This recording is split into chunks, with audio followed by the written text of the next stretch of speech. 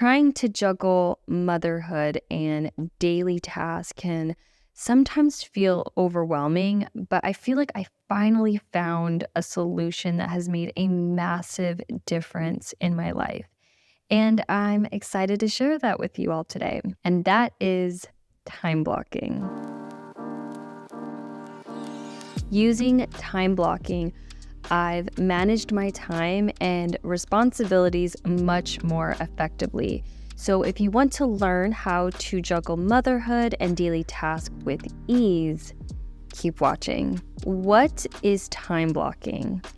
It's a time management technique where you divide your day into specific blocks of time, with each block dedicated to a particular task or activity. Time blocking is especially beneficial for new moms like us for a few reasons. One, it helps prioritize tasks and make the most of our limited time. Number two, it reduces decision fatigue by planning our day.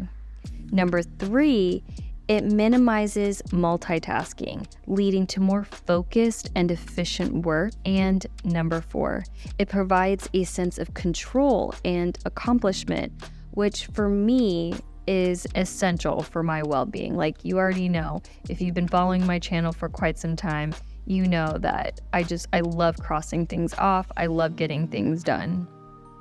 So personally, time blocking has been a lifesaver. It has given me the structure and focus to tackle my daily task while making time for my family and myself. Now, let's create a time blocking schedule together. I love using my A56 reading planner for this. I have inserts that have time slots here, but you can use any planner that has that. And this is how I like to set up my day.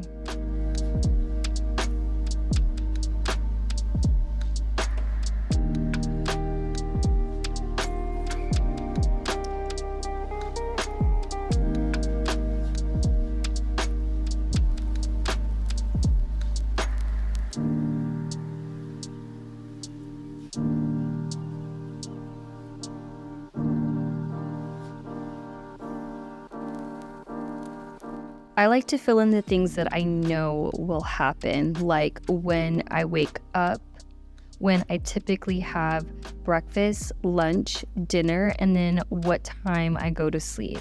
So everyone's schedule is going to look different, but having this written down in your planner, these are my time blocks, making it easier to allocate tasks. Next, this is the part where you determine your priorities and tasks for the week.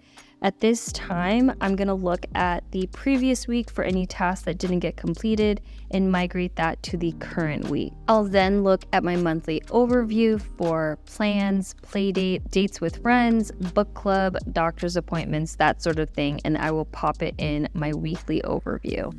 Now, not everyone will have this in their planner system, but I also have a social media calendar and a cleaning calendar. So I'm going to reference those two sections as well.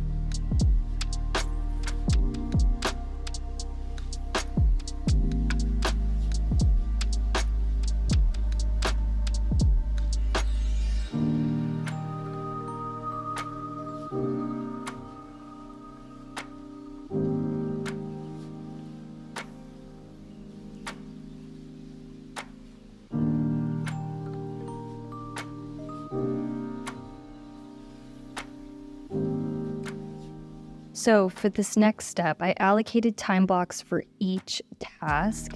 Estimate how long each task will take and schedule a specific block in your planner.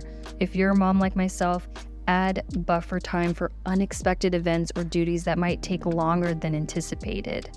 With that being said, I usually give myself 2 to 3 tasks per block. And so when I say per block, I mean from the time I wake up till breakfast, I have 1 to 2 tasks within that window. And then same goes for breakfast to lunch. This is a much shorter window, so I usually have 1 task. If there's a second task in here, it's very, very easy to complete. And then my biggest block is from lunch to dinner, and this is probably where I get the bulk of my work done. Because as I said, I am a stay-at-home mom, so on top of the task I give myself, I'm also preparing food, cleaning the kitchen, and spending time with my son during his wake windows. So that is usually how my day is set up. I'll probably add a couple more things to this schedule on Sunday. So now you know how to create a time blocking schedule. So here are some additional tips for making it even more effective. Be realistic about the time needed for each task. Set clear boundaries and minimize distractions. Review and adjust your time blocks as needed. Use visual cues or reminders to stay on track. And so what I mean by that is I will cross with an X, and if I maybe didn't complete it all the way, I usually only put half of the X. And then last but not least, don't be hard on yourselves. There are plenty of times that I don't complete something or I wasn't able to get to it. And what I do is I draw in an arrow that's going to migrate the task to the next day. And I think that's what's so nice about having the experience I've had with planning and creating a daily schedule for myself is that there are days where I just don't even hit all of the things on that list. And I've learned to give myself grace and compassion that, hey, today I didn't get anything done, but it's okay. I'm gonna start migrating these tasks to the next day. I think one of the reasons time blocking never worked for me before, and some of you might run into this as well, but time blocking can be too rigid. I think what helps with my time blocking technique is that my time blocks aren't restricted by a specific time. Yes, it technically is, but I'm using the time block between 5 a.m. and 9 p.m. to complete these tasks. So I think that helps, that alleviates the pressure of having to get something done at exactly that time. So I don't know. I mean, I still consider it time blocking because I am giving myself a time, but like I said, I have to give myself buffer time because when I eat breakfast, I also have to clean the kitchen, and it's like whatever time that I have left before my son wakes up, I just want to get some time to edit. Still, I learned that if I'm not hard on myself, time blocking is one of the most effective planning techniques since becoming a mom, and I'm glad I gave it a chance after I wrote it off years ago.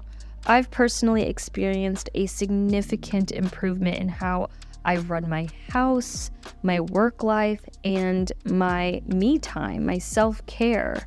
That is essentially how I time block. So I hope whoever is watching this, you find inspiration or motivation to maybe give time blocking a chance. Hopefully that helps out. If you guys have any questions, please let me know. I will see you all in the next one. Bye.